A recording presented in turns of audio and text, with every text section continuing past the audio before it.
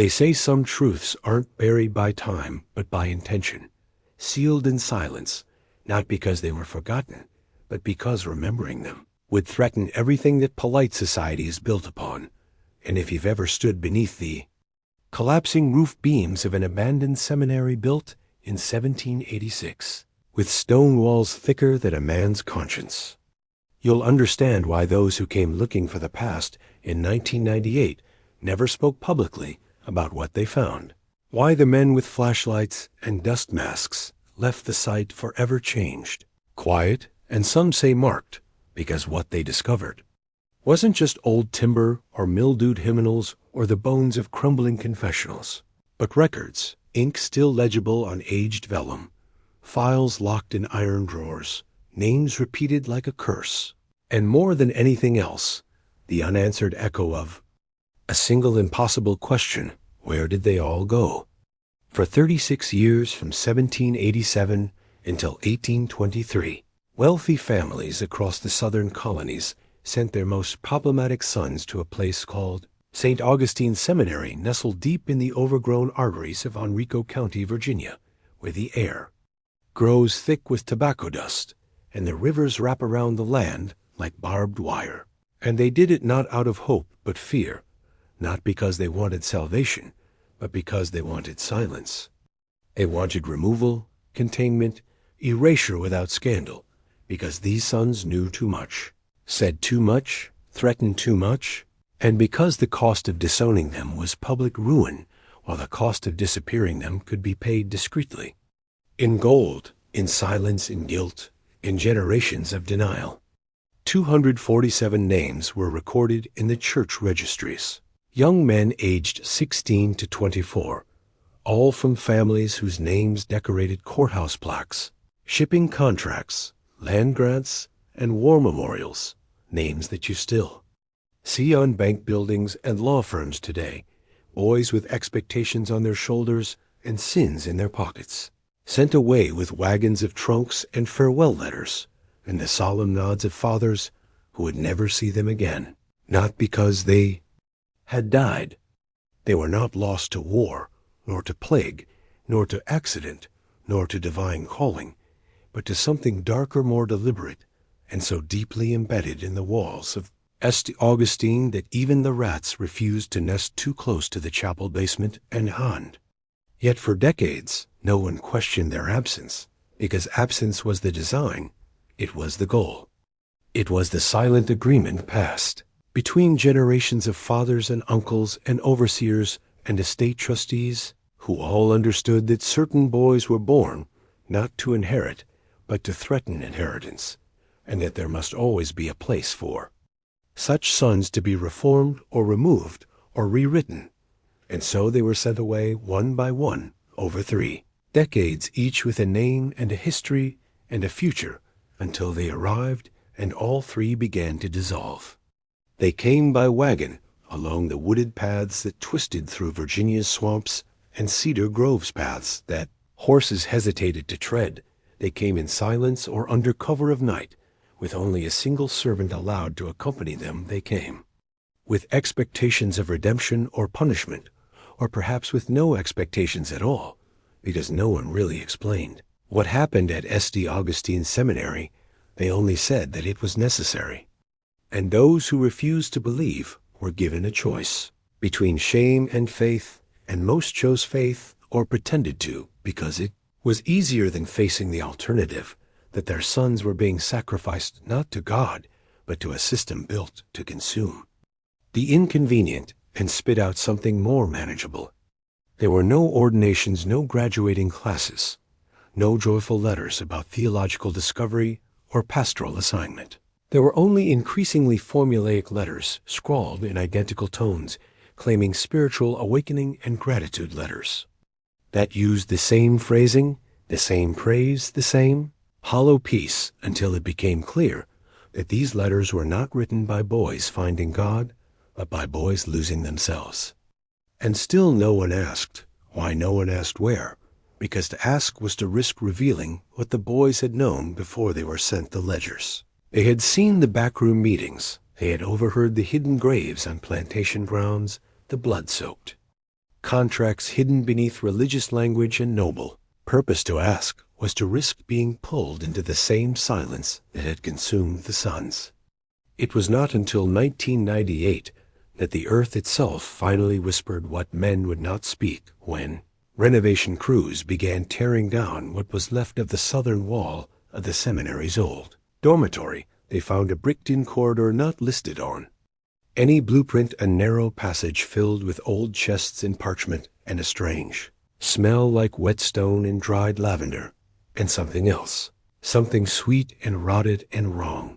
And when they broke through the final wall, they discovered what no historian had dared suggest: a record room hidden within the limestone, a place where the temperature never rose above 60 degrees, where the air never moved, and where 247 individual files had been stored, neatly, precisely in iron cabinets, untouched by fire or flood, each file marked with a name and a date of arrival, and a line that read status unknown. These were not academic records. They were not notes on spiritual progress. They were transcripts of interrogations, confessions forced, or voluntary accounts of family sins, mapped out in exacting detail, with diagrams and annotations and margins, filled with calculations, dates, amounts, threats, reactions, projected leverage to be used against parents, grandparents, cousins, even senators. The voice behind these files was always the same, signed at the bottom in crisp black ink, F.E. Sterling, Father Edmund Sterling. He had always been a curiosity and local legend, a Catholic cleric in a Protestant stronghold, an eccentric who built the seminary with imported stone and foreign craftsmen and strict codes of silence. Some said he was a visionary, others a fraud, but none imagined that he was something far more dangerous. What the files revealed was that Sterling had built more than a school. He had built a system, a funnel, through which the secrets of Virginia's elite passed like wine through a sieve, purifying their public lives by concentrating all that was shameful into one remote location. He was a collector of guilt, a curator of corruption, and each boy was both a subject and a currency. But the files also showed something stranger. Some entries did not end with financial notes or extortion plans, but with strange annotations, changes in behavior, adjustments in tone entries that read subject compliant or phase 3 achieved, or memory schema revised. And these notes did not sound like theology. They sounded like experimentation. The final folder found in the bricked-in room was different. It was bound in red twine, sealed with wax, and addressed not to the church, but to someone else whose name had been scratched out with deliberate violence. And inside was not a file, a letter. The letter was written in Sterling's hand, dated 1823. It read simply, "They are no longer boys. They are vessels now, and I'm almost finished." What does a man become when his thoughts are not his own, when his memories are dissolved and reformed to suit the shape required by those in power? What happens to the soul of a boy whose faith is not nurtured, but constructed from fear and opium and silence? The answer is not something we are allowed to know, but something we are made to forget. And as the files were carted away under federal order in the seminary grounds, fenced off with no public statement, the town of Enrico fell back into its hush, and the names on those files were never released. And yet, even today, certain families refuse to speak of the seminary. Their sons never discussed the letters they wrote, the donations they made, the years they cannot account for. They simply built monuments and hired lawyers and wrote new histories and told themselves that what they had done had saved something. But some wounds don't scar. They fester quietly through generations, and in some attics beneath locked floorboards are trunks that still hold robes and books and old communion, chalices engraved with initials that no one recognizes, and photos of young men whose eyes look hollow, even in black and white. And in certain circles, they still say the seminary was closed in 1823, but others say it never really closed, just changed names, just moved, just adapted, like any institution that learns to survive by staying just out of reach, just out of memory, just out of the line of light. And if you ask the wrong question, at the wrong time in the wrong room, you may find that the name Sterling still opens certain doors, and that silence is still the preferred currency of the elite, and that the past is not behind us, it is beneath. Use layered in stone and dust, and secrets too heavy for the living to carry, but too dangerous to leave buried. And if you still believe that this is just a forgotten footnote in colonial history, ask yourself one final question. Why were the renovation workers never interviewed? And why were the names on those files never released? And why is there no record anywhere in church archives that St. Augustine Seminary ever existed? Not even once. Not even in a footnote. Not even in Latin. He was not ordained by Rome, nor blessed by any bishop, nor trained in any formal seminary, though he wore the collar with the certainty of anointed men and signed his name with the flourish of spiritual authority. He had no congregation, yet called himself Father, and no doctrine but control, yet spoke always of redemption and salvation and order, and the man who called himself Father Edmund Sterling was not a man at all in the eyes of those who truly knew what he built behind the oaks of Henrico County. He was something else, something colder, more calculating, more surgical in his vision than any preacher or prophet, because he did not deal in souls, he dealt in leverage, and his gospel was silence. Born in 1751, the third son of Isaac Sterling, a tobacco merchant, whose wealth flowed from slave ports and rum trades and untraceable payments to private militias. Edmund was not expected to inherit anything of consequence. His older brothers were given the land, the warehouses, the legitimate parts of the business, while Edmund was left with little more than a stipend and a handful of contacts across the southern counties, contacts who dealt in matters that were profitable but not presentable. And even as a boy, he watched his father and his brothers make deals behind closed parlor doors, always with raised voices and lowered eyes, and he learned early what it meant to know something you should not know. Unlike his brothers, who drank heavily and spoke too loudly and fathered bastards, they did not bother to hide. Edmund watched quietly from the corners of rooms and kept journals filled with the words people used when they thought they were being discreet. He understood very young that language was a weapon if wielded carefully, and silence was not submission, but a kind of power, because those who are silent are often assumed to be loyal, and loyalty is never questioned until it is betrayed. He attended the College of William and Mary, briefly, where he studied not theology, but rhetoric, where he memorized the letters of Cicero and Seneca, and read the private confessions of Augustine, not for their spiritual merit, but for their structure, how they were organized, how they were shaped to extract sympathy or guilt or confession. And while his peers quoted Scripture, Edmund was already learning how to bend it. He discovered that faith was the perfect mask for control, because people will confess to a priest what they would never admit to a lawyer, and once a secret is spoken aloud, it cannot be taken back, only managed. He left the college under vague circumstances. Some said he insulted a visiting Jesuit.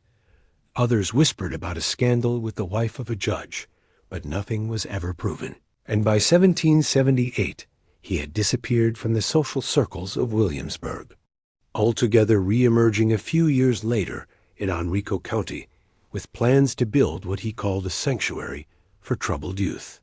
He purchased 340 acres of wooded land through a shell company registered under a fabricated British name, and began construction in 1785, hiring stone masons from Pennsylvania, carpenters from Charleston, and a team of Catholic artisans from Quebec, who spoke little English and asked no questions. He brought in stained glass, windows from France, chapel bells forged in Belgium, and books printed in Latin, Dutch, and Italian.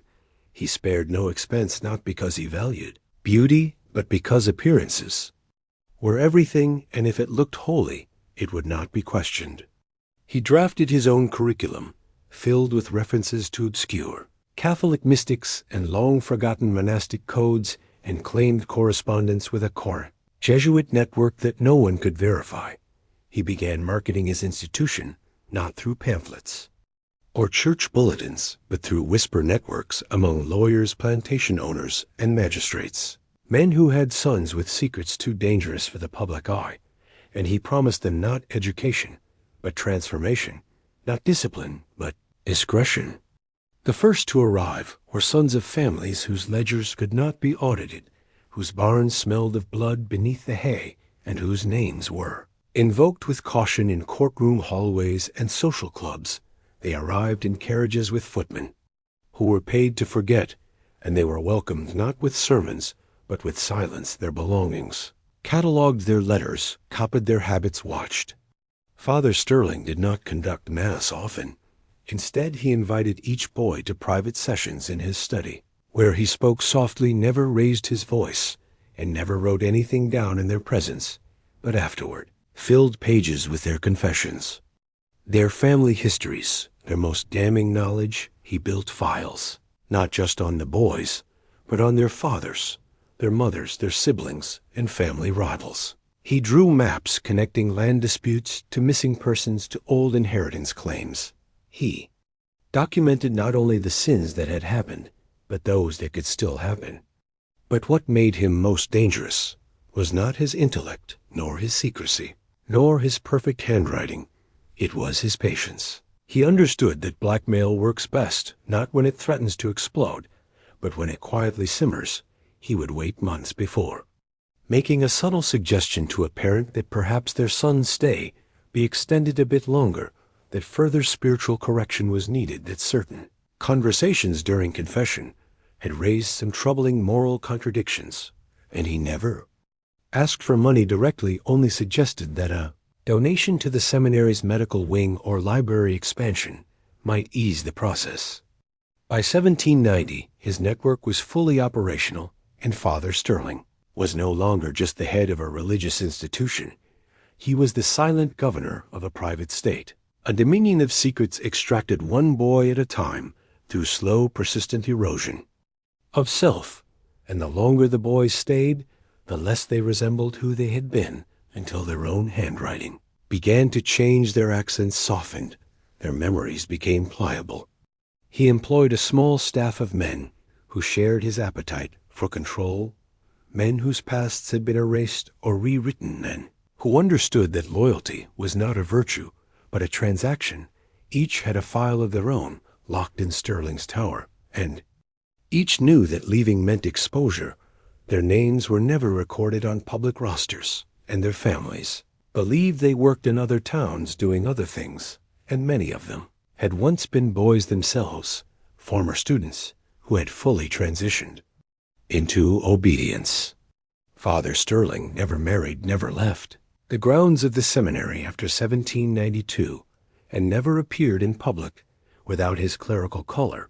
He wrote letters to bishops, who never responded, and kept carbon copies of them in his archive to imply legitimacy. He had a photograph taken in 1819, one of the earliest ever in Virginia, where he stands beside the chapel door expressionless, eyes like glass hands clasped before him, as if in prayer, but no one can agree on who took the photo or how it was developed. What became clear in the years after the seminary's closure was that Father Sterling had been building something far more dangerous than a school. He had been constructing a memory machine, a place where identities were not shaped but dismantled, where knowledge was harvested and then neutralized, where truth itself was rendered inert, through routine, through repetition, through ritual. And when the school finally closed, no reason was ever given, only a vague statement about fire damage and a changing religious climate, and the land was sold quietly to a logging company that never logged a single tree. And still the man himself was never seen again.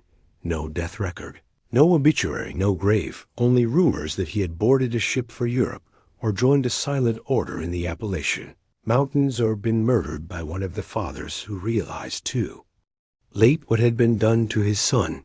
But the truth is simpler and far more chilling.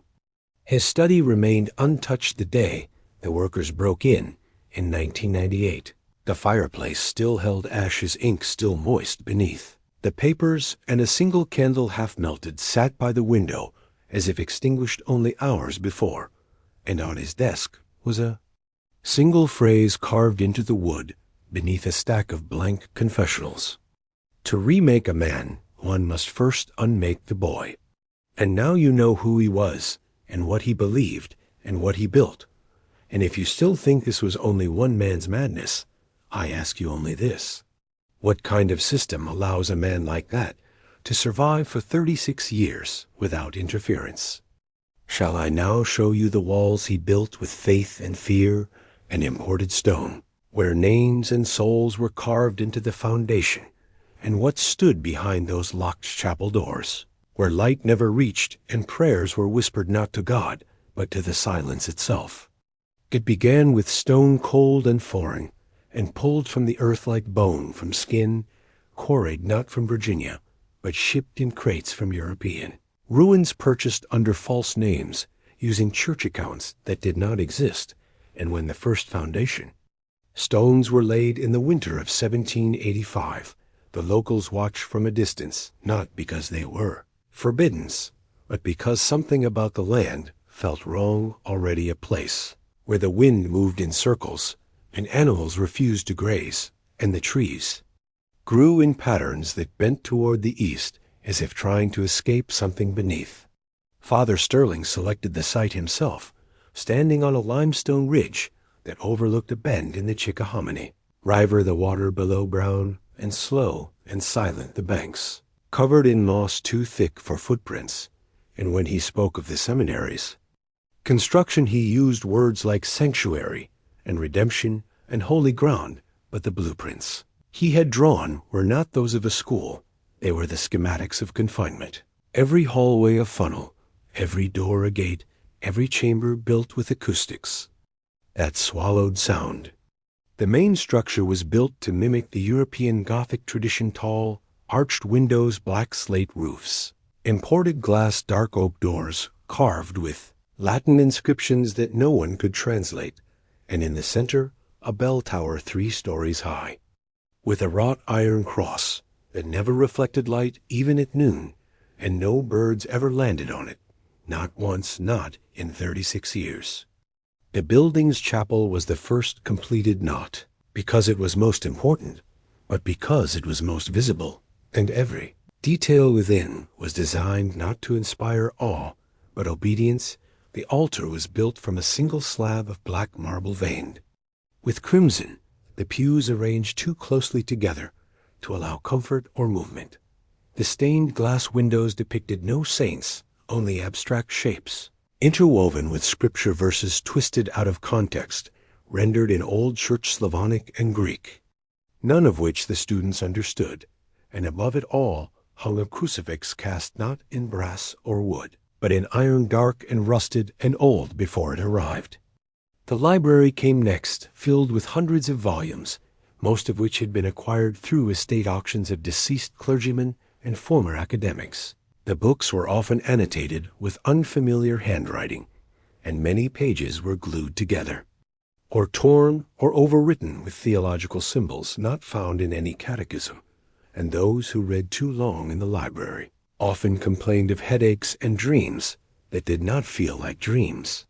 Father Sterling ensured that every visible inch of the seminary appeared legitimate, every stone aligned, every corridor clean, every document sealed in red wax and signed in ink drawn from imported wells. But behind the appearance of piety was something far older and more precise, a system of control, rooted in structure and enforced through space. The dormitories were arranged in circles around the chapel, as if orbiting it, and each room identical, each bed positioned toward the east, each desk bolted to the floor, and each mirror removed by Sterling himself, who claimed that vanity was a sin, but who also believed that mirrors could reveal what words tried to hide. The lower levels were constructed last, not because they were least important, but because they were never meant to be seen by visitors, carved directly into the limestone beneath. The seminary were corridors that twisted without symmetry, lined with doors that locked from the outside rooms with no windows and no furniture, only scripture carved into the walls by hand in patterns too complex to follow, too uniform to be coincidence. And when the masons finished their work, they were paid in coin and whiskey and sent away with contracts that bound them to silence. The staff was chosen not for their theological training, but for their willingness to disappear. Each man who joined the seminary service was given a new name, a new history, and a place to sleep behind the chapel walls, and none ever left once. They arrived, their presence explained only to the students as monks in vow of silence, though no one had ever heard them pray.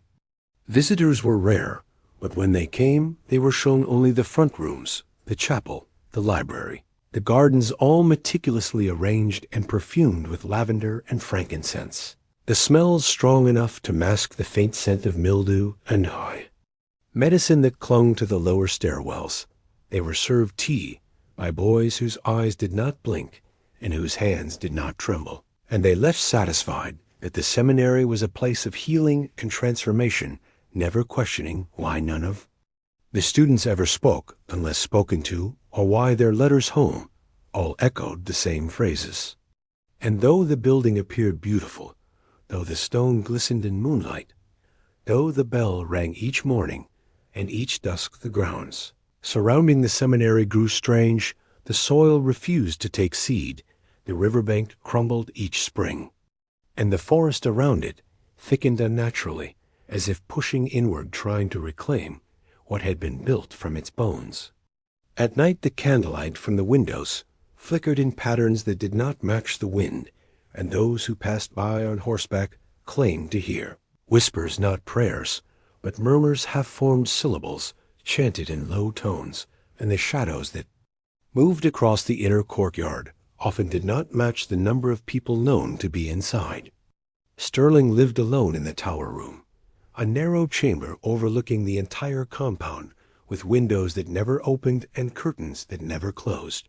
And in that room was where the real work occurred, maps drawn from memory files laid out by hand, walls covered in red twine and ink, and pins marking every family, every boy, every transaction, and at the center, a ledger bound in human skin, though no one dared confirm what they suspected, and in that ledger were notes not just about the boys, but about their families, their crimes, their fears, their pressure points.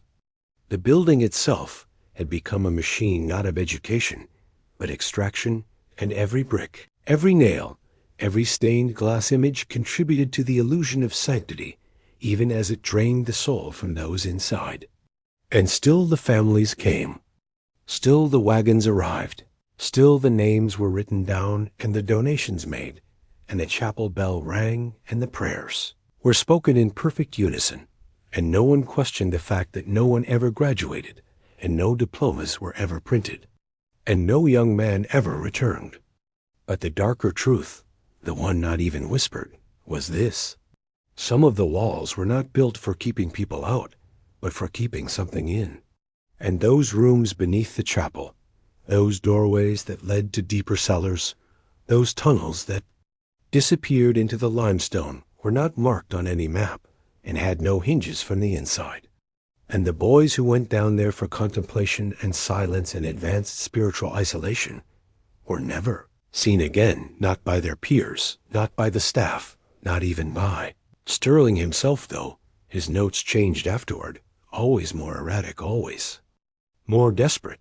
And the last line written in the margins of one report about a boy named Elias simply read, "It listens now. Do you still wish to see what was done to the first students who arrived, what they were promised, what they became, and how their names were turned into numbers, into assets, into threats? They arrived in spring, their faces pale, with distance, their hands clean from privilege, their eyes filled with the slow burning panic of sons who knew too much and had spoken too soon. 12 in all, the first wave, carefully selected not by academic merit or spiritual promise, but by what they had seen, what they had read, what they had overheard through the walls of drawing rooms and counting houses and hallways, where men believed themselves to be alone.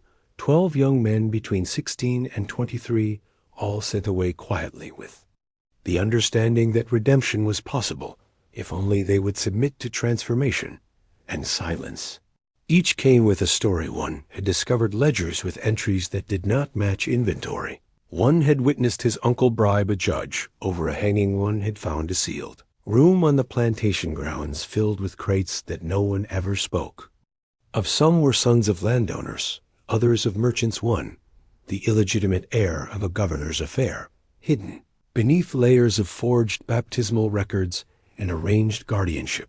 And while their families spoke of education, their letters to the seminary were marked with urgency cloaked in phrases like fragile temperament or inappropriate curiosity or unchristian defiance. The tuition was steep, £50 sterling per year, a sum that could have purchased land or hired a full household staff. But to these families, the price was not for education. It was for discretion and distance and the removal of a threat. And Father Sterling took the payments without question and issued receipts that never bore the word school or seminary or institution, only spiritual development. The young men were greeted upon arrival, not with lectures, but with silence, their trunks taken to their rooms without inspection, their personal books and letters removed for safekeeping and returned only in fragments. Some never returned at all. The first week was spent in prayer and silence, meals eaten in individual cells, communion offered privately, instruction delivered one-on-one behind closed doors with Sterling himself, who asked no questions at first, only offered scripture and parables, and the occasional Latin proverb that lingered like smoke in the mind. But within days, each boy was called into the tower study, where the sessions began not with catechism, but with confession, not voluntary, but extracted slowly through stories, prompt suggestions that resembled therapy, but were nothing of the kind. He asked about fathers, about business practices, about arguments overheard, about visitors seen at strange hours, and each session ended with a blessing, a promise that the soul had been unburdened. And the next morning they awoke to find their letters home had already been sent in their own handwriting, though they could not remember writing them. Those letters were identical in tone, filled with gratitude and peace, and assurances that the seminary was a place of deep reflection and spiritual growth, but the words rang hollow to those who received them, the syntax too clean, the phrasing too refined, and some families wondered aloud how their sons had transformed so quickly, but the shame of why they had been sent ensured those questions remained unasked.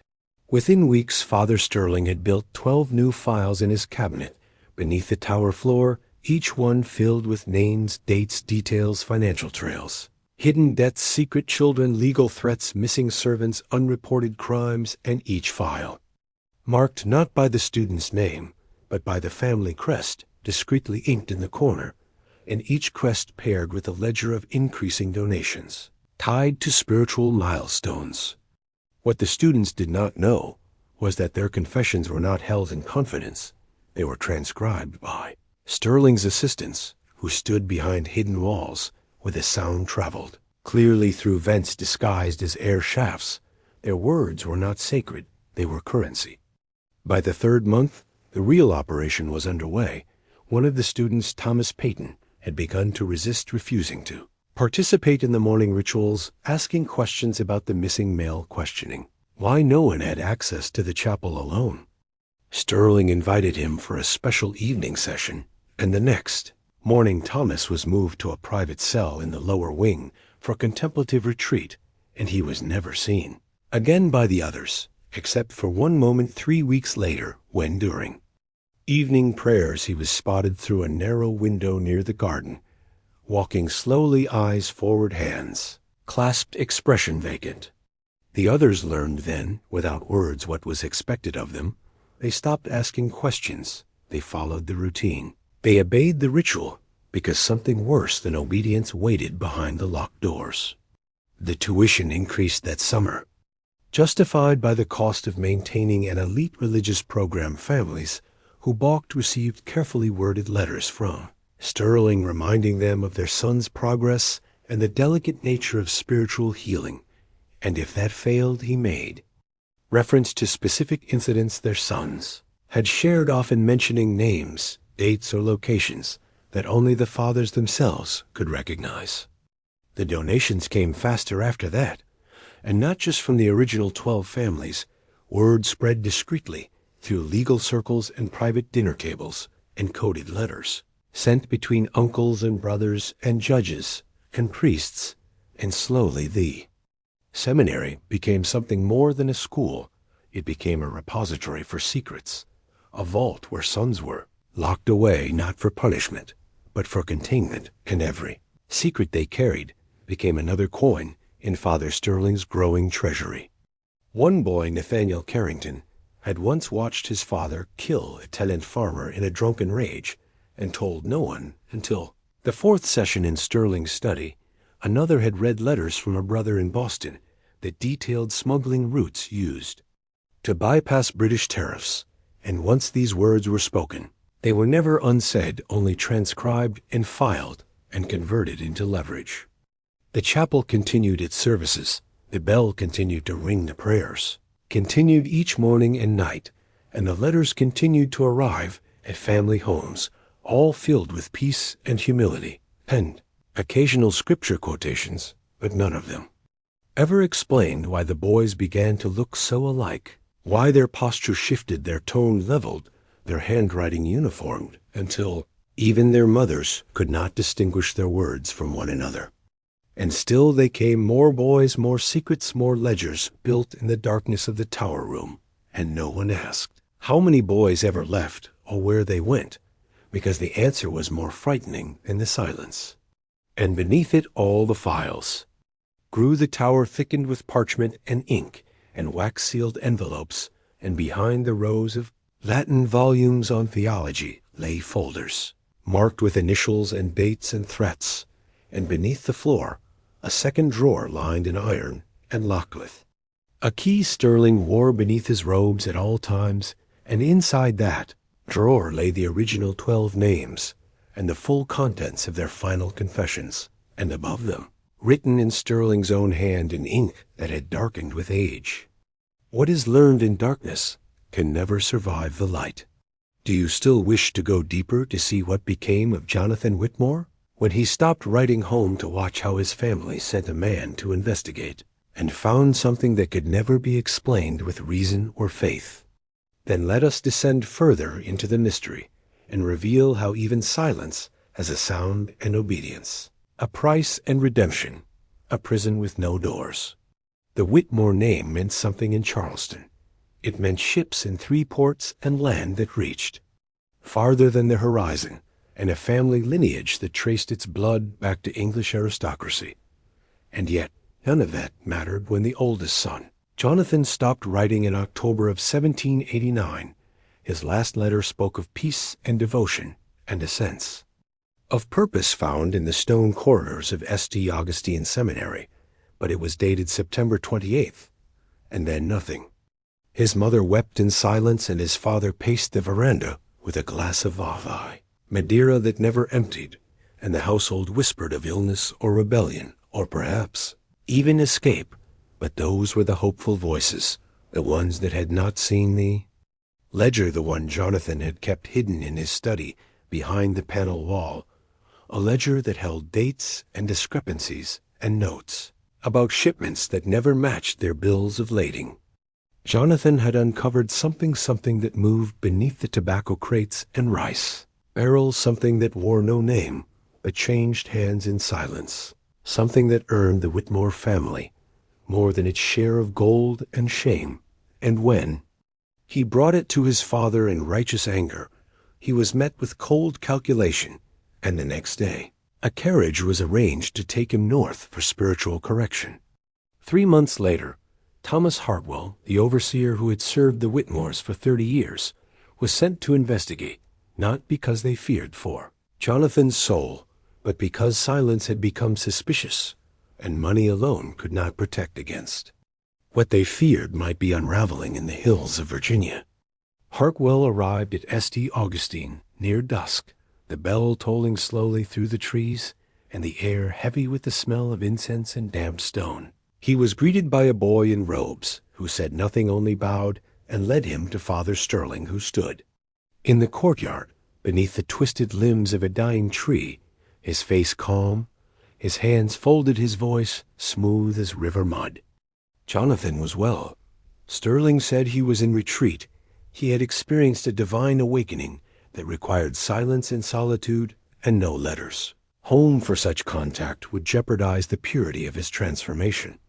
But Hartwell was a man carved from suspicion and blood and bone. He had handled affairs that could not be spoken of in polite company. He had buried bodies without graves and paid off witnesses who had forgotten their own names. He knew when a man was lying, and he knew Sterling was lying. He asked to see Jonathan, and after a long pause Sterling agreed on one condition. Hartwell must observe from the rear of the chapel during evening prayers and must make no contact, must not speak, must remain unseen and untouched by the ritual. So Hartwell waited until twilight, when the candles flickered in the windows and the choir began its low chant, and he stepped into the shadows of the chapel, alcove his breath tight in his chest, the smell of stone and wax thick in his throat. And then they came, the boys. 19 of them dressed in identical robes, walking in unison. Without sound their steps synchronized their faces. Empty, their eyes fixed ahead, and they sat without hesitation, without pause, and recited prayers in Latin. Without inflection, as if the words had been carved into their minds, not learned, but etched in among them. Hartwell saw Jonathan, or someone who wore Jonathan's face. But it was not the boy he remembered. Jonathan had been restless, proud, filled with the fire of youth, and now he sat with his hands folded, his mouth moving in perfect rhythm, his eyes unblinking, and when the light caught his face, it revealed something that made Hartwell shiver, a stillness too complete, a calm that felt like death held at bay. And when the prayer ended, the boys rose and turned and left in silence. Hartwell counted them again, 19. But Sterling had claimed 37 enrolled. When he asked about the others, Sterling's smile faltered for the first time, and he said they were engaged in deeper reflection in the lower sanctum, a place not open to visitors. Hartwell returned to Charleston, shaken not by what he had seen, but by what he had felt, by the certainty that whatever had once lived inside Jonathan Whitmore had been hollowed out and replaced with something obedient and silent and terrifying.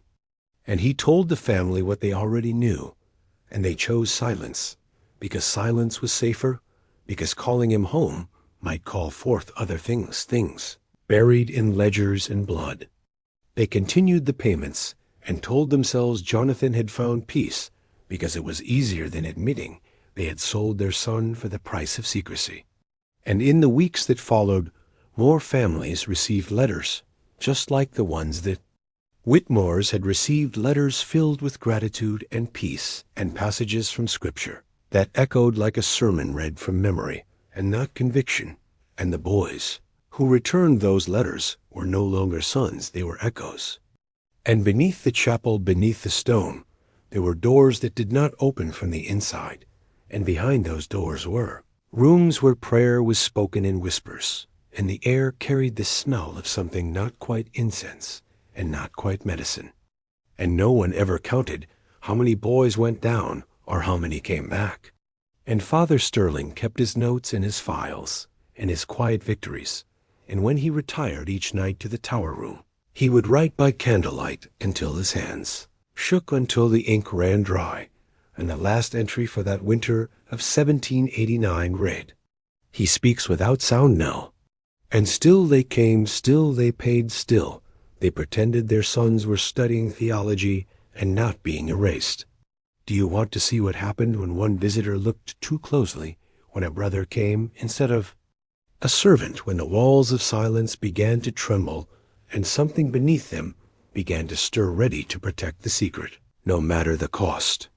He came unannounced, not in a carriage, but on horseback alone, wearing dust and suspicion instead of finery. Thomas Jefferson Randolph, the younger brother of Charles. Randolph rode up the dirt road to St. Augustine just after the thaw in 1799. His boots still muddy from the roads that bled with spring water, and his coat lined with letters, bank ledgers, shipping manifests, and 2 sealed envelopes, containing documents no one had seen but him, and though he told no one where he was going, the eyes that watched him from behind trees and chapel glass already knew.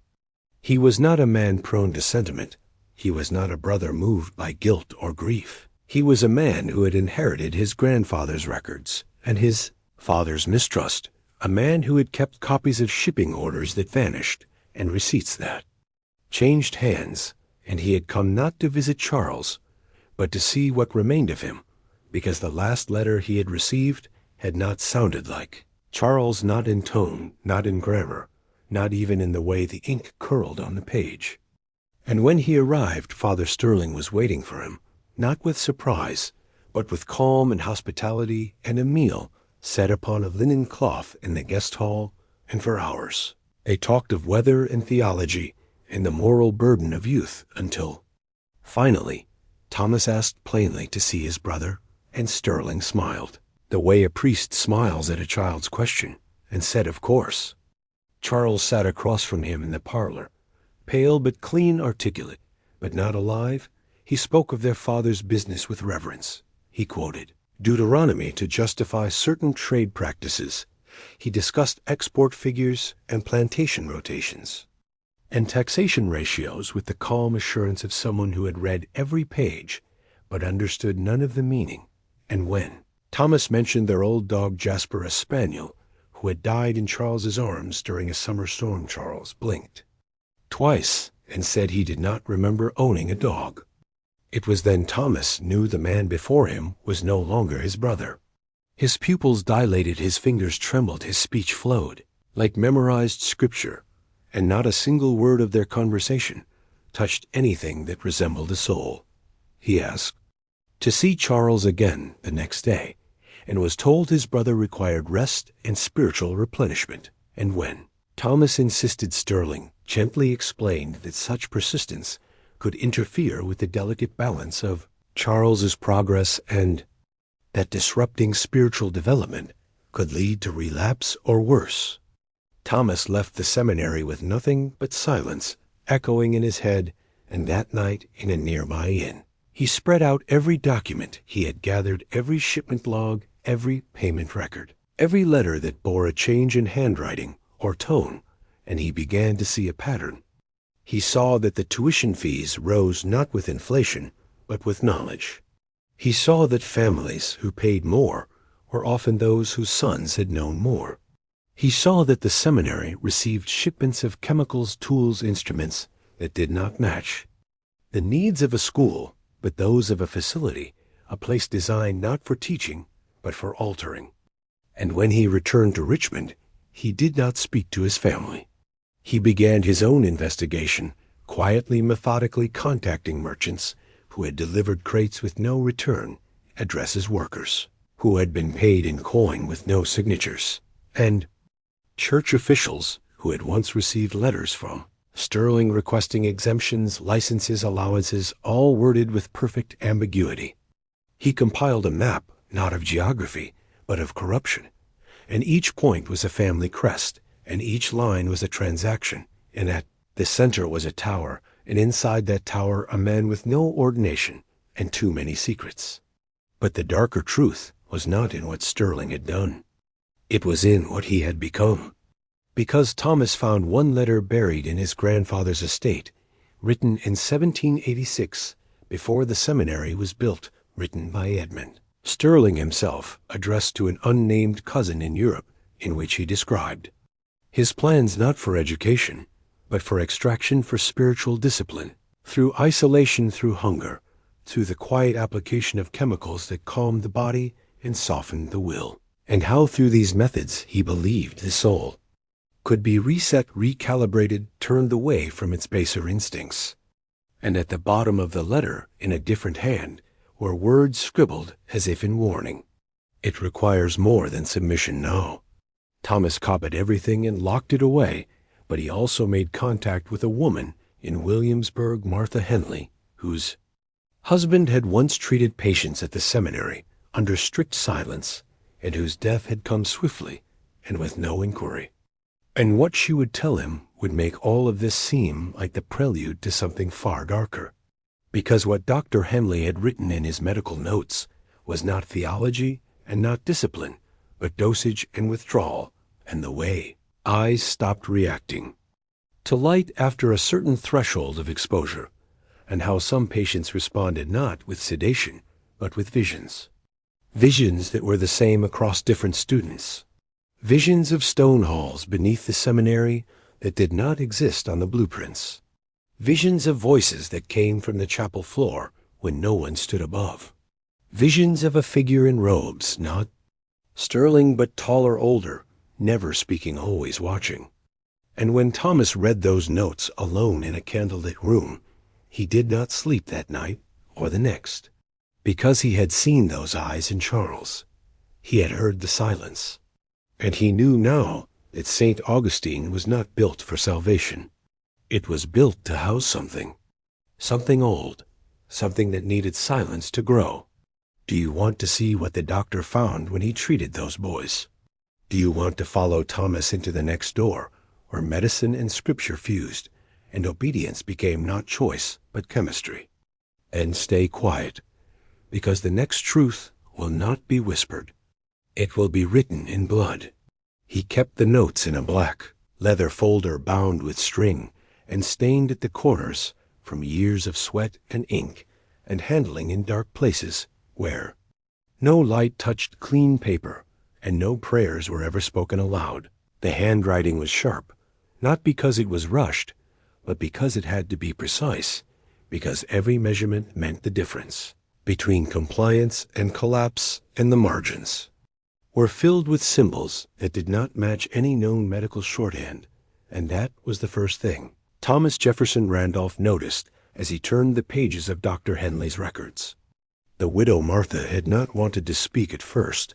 She had closed the door twice before letting him inside, and when she finally did, her eyes stayed on the ground and her hands trembled when she pulled the folder from behind a loose brick in the hearth where her husband had hidden it before the fever took him in '97. Or at least that's what the death certificate said.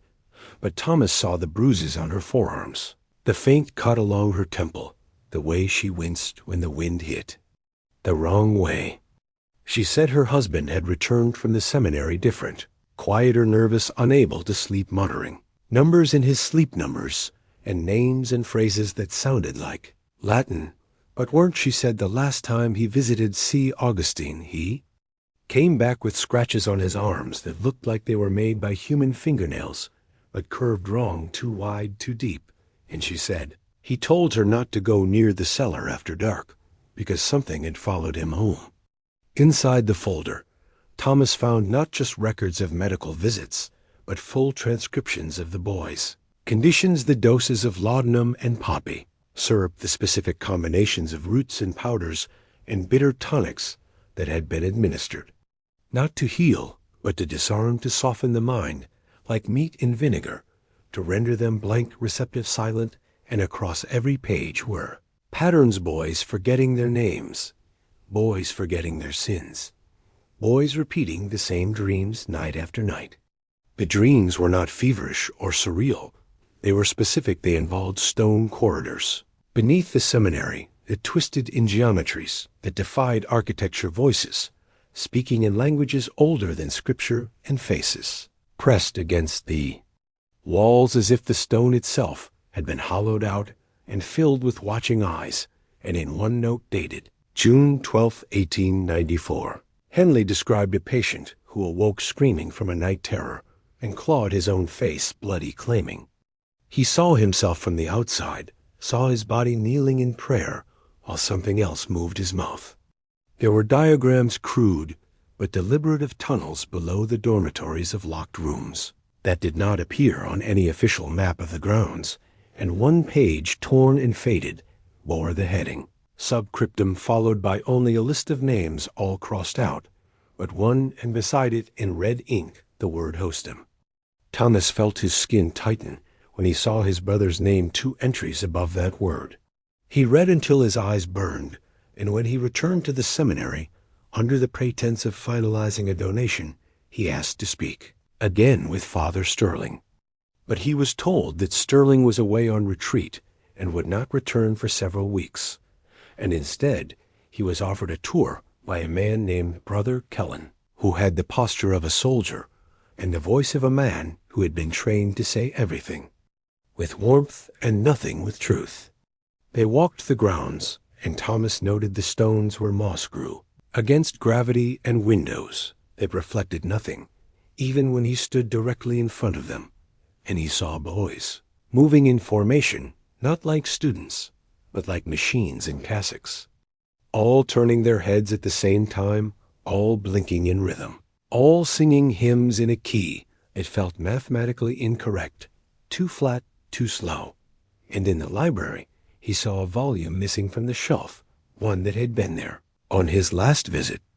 And when he asked about it, Brother Kellen said the book was being restored, but gave no title.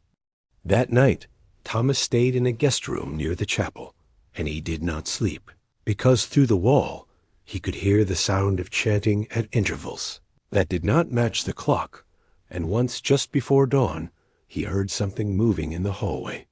Not walking, but dragging something wet and slow, and when he opened the door there was nothing but the faint smell of burnt hair and salt.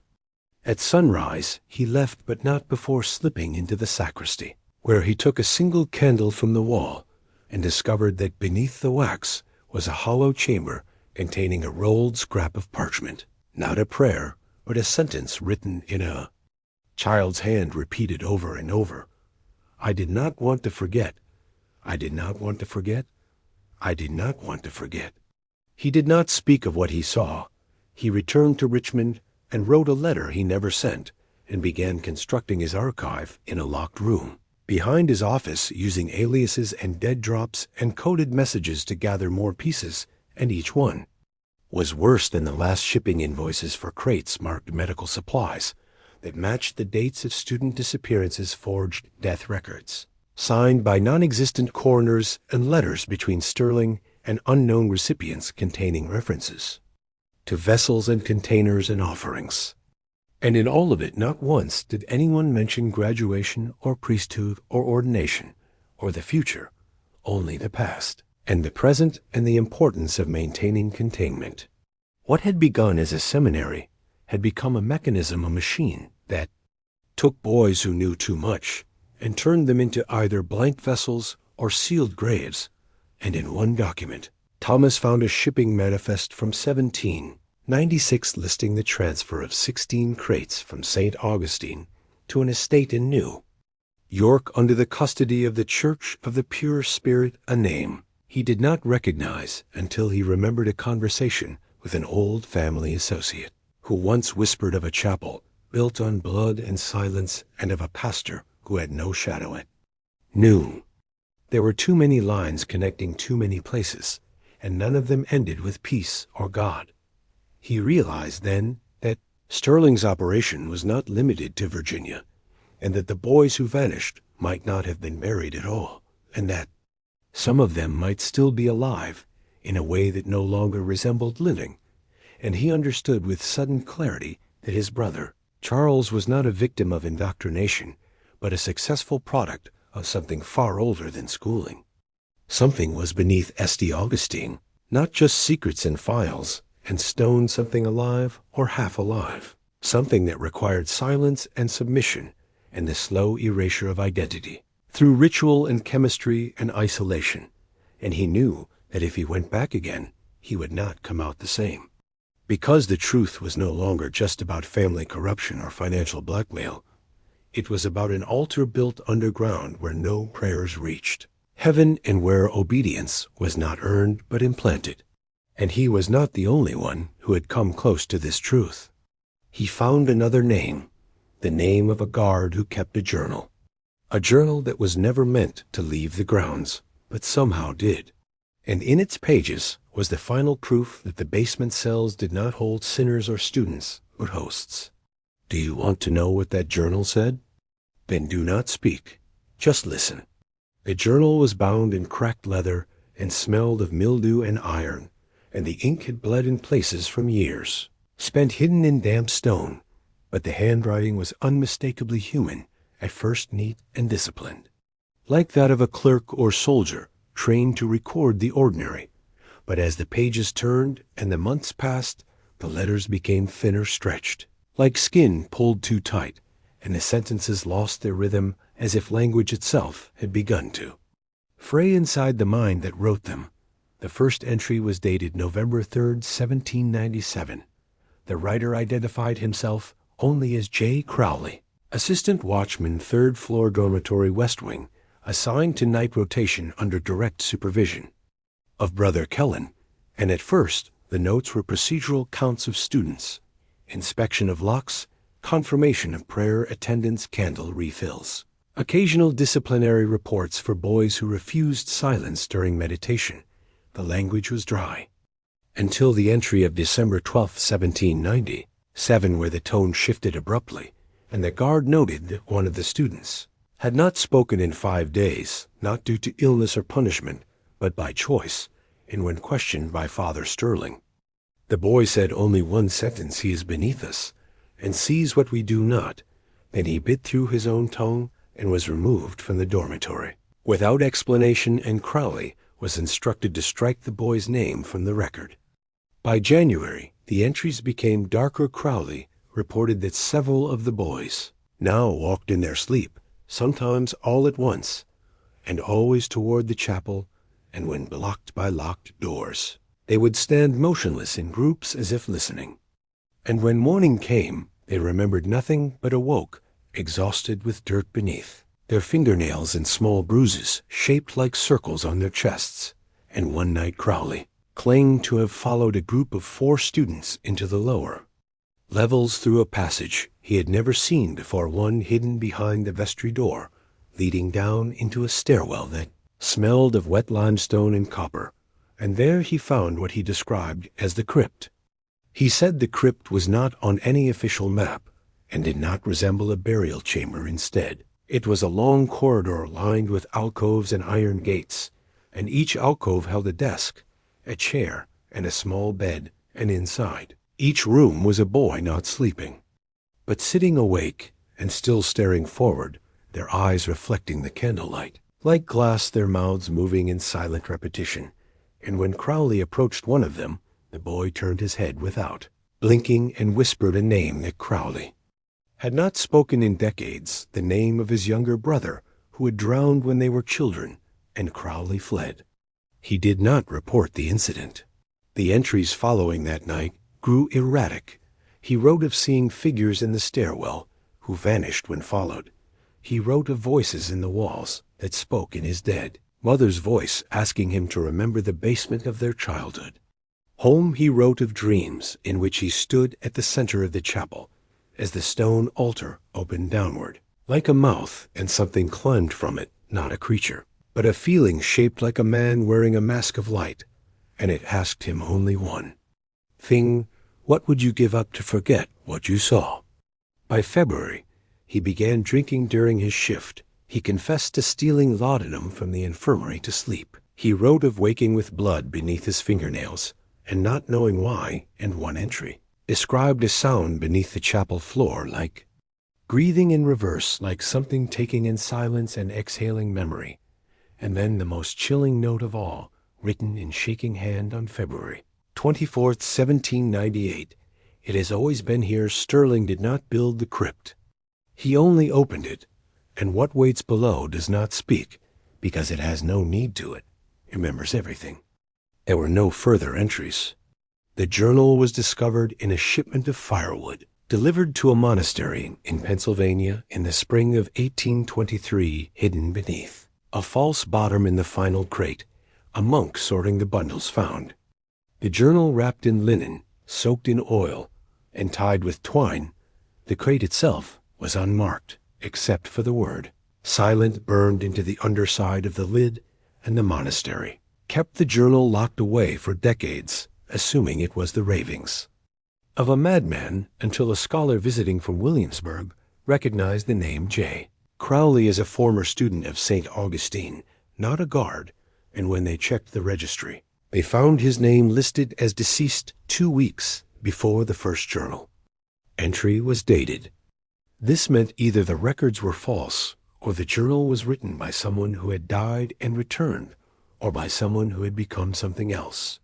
And now the journal sits in a locked case inside an archive no longer publicly accessible, and those who have read it do not sleep well, and those who have tried to trace its contents back to St. Augustine find only silence and shuttered windows and a rebuilt chapel with no crypt and no records. And yet, every year on the winter solstice someone leaves a single candle burning on the chapel steps, and beside it a scrap of parchment bearing a single phrase, "I did not want to forget." The journal confirmed what Thomas had feared, and what Dr. Henley's notes had whispered, that the transformation of the boys was not just chemical, not just psychological. It was something deeper, something rooted in the ground, itself something fed by secrets and shame and the willing sacrifice of memory, and that those who remained below the seminary in those rooms, behind those locked gates, were not waiting to be rescued. They were keeping something sealed, something that once spoken could never be forgotten. And the final page of the journal bore no date, no signature, only the sentence written over and over in different hands, as if by different people, or perhaps by one person who no longer knew who he was. "We are the silence that keeps it dreaming." And somewhere beneath the floor of the new chapel, beneath the concrete and the sanctified marble and the rows of polished pews, the crypt still breathes slow and deep and eternal. Do you still want to know what the workers found in 1990? 8 when they broke open the sealed stairwell and found the bones arranged in patterns no animal would make, and the carvings on the walls that matched no language ever spoken. Aloud then, do not move, do not blink, just listen, because what waits in the next breath has not heard its name in over 200 years, and it remembers everything. They opened the stairwell on the morning of October 12, 1998, during a routine renovation meant to stabilize the chapel's foundation, a project funded by a historical preservation grant with no knowledge of what lay beneath the original floor. And when the workers lifted the stone slab that sealed the access tunnel, they expected only dust and rats and maybe a few broken tools, but instead they found air that had not moved in centuries, and the smell of something not dead but never living, something metallic and old and wrong. They descended with headlamps and measured steps, and silence fell over them as soon as they crossed the threshold, as if the sound itself had been pulled backward into the walls. And what they found was not a root cellar, not a foundation, not a crypt, but a corridor carved in perfect symmetry, 40 feet down, lined with alcoves and gates, and remnants of beds and desks, and fingernail scratches and bones, arranged in spirals, not of chaos, but of pattern, as if someone or something had been counting down. One wall bore a carving, unlike any they had seen, a circular symbol composed of repeating eyes, all closed, each with a single teardrop etched below, and in the center a hole perfectly round, no more than 2 inches across, as if something had once been inserted and removed, something sacred or profane.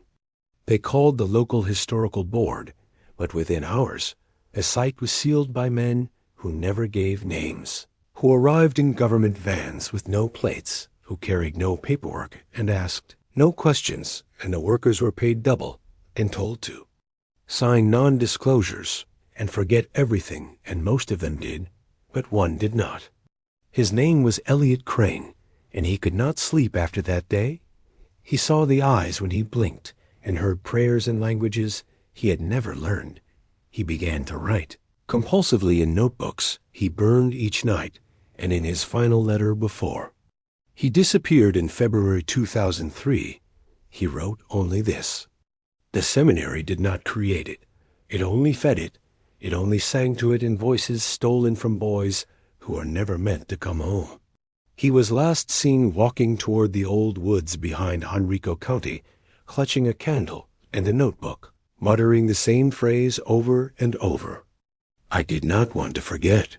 The seminary no longer appears on most maps, and the chapel that replaced it stands quiet most days, its doors always locked, its windows. Always dark, but sometimes on winter nights, if the wind is still and the moon is high. Some say they can hear voices beneath the earth singing slowly, carefully, as if rocking something to sleep, something that stirs when silence is broken, something that remembers the names of all 247 boys who were given not to God but to something else, something that promised no forgiveness, only forgetting. And so the story ends not with answers, not with justice, not with peace, but with the truth, so deep and so carefully buried that even now, even as you read this, you feel it pulling at the edge of your memory, as if you too once walked those halls and said nothing, as if you too once passed the gate and heard the silence breathe, and now the silence knows your name too. This is not history. This is not myth. This is the truth beneath the floorboards. This is the dream that keeps waking. Do you still remember what you were before you began to listen? You will soon forget, just like they did